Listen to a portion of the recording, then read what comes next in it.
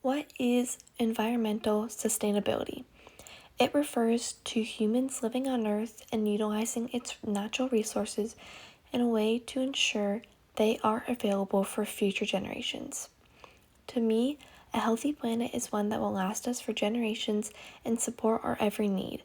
However, at the rate we are going, I believe we need to make some changes, such as using glasses or reusable cups,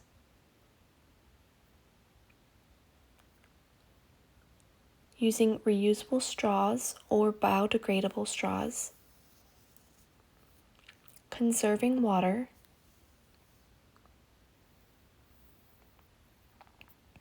using containers instead of Ziploc bags, using totes instead of plastic bags,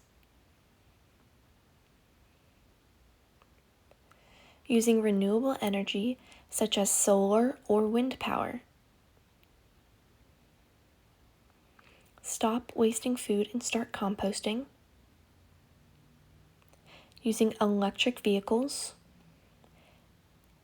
And always remembering to reduce, reuse, and recycle.